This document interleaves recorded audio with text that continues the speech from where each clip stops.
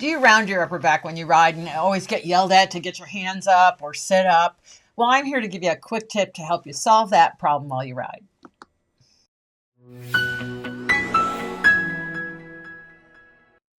So many riders are trying to sit up straight, but they don't realize that their hand position has a lot to do with whether or not they can sit up.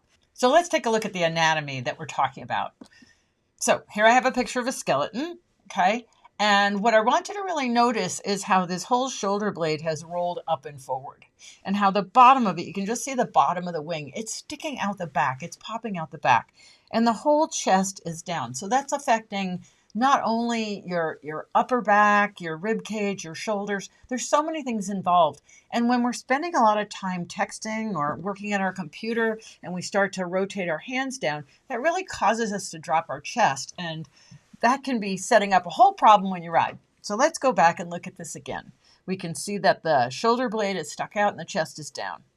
If we look at it from the back, here we can see how the shoulder blade can move away from the chest. In other words, the wing of the shoulder blade can move out, the shoulder blade can move up, it can move down, and it can move in. So it's got many directions, and it's not that it moves in just one direction.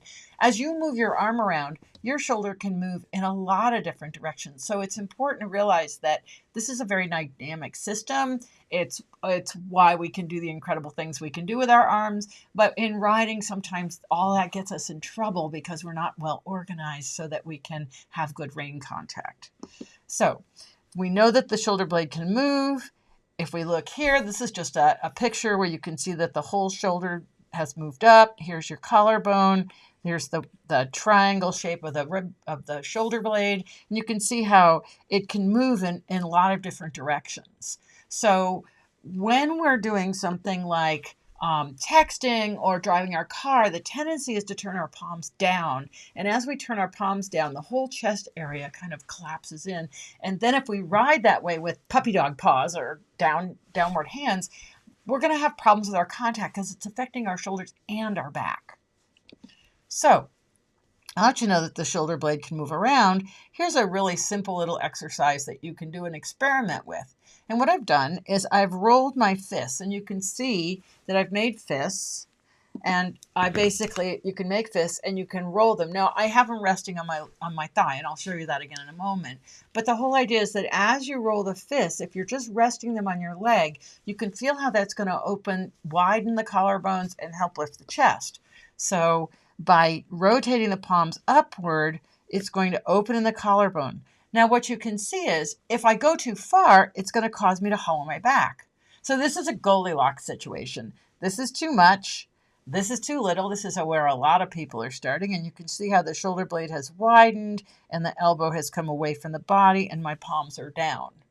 And then basically we're thinking, okay, so this is what we often do when we're driving our car or sitting or relaxing. We let the chest drop. You can see how the chest has gone down. And so we're in that kind of slumped posture. But the opposite of that is if I roll my fists up.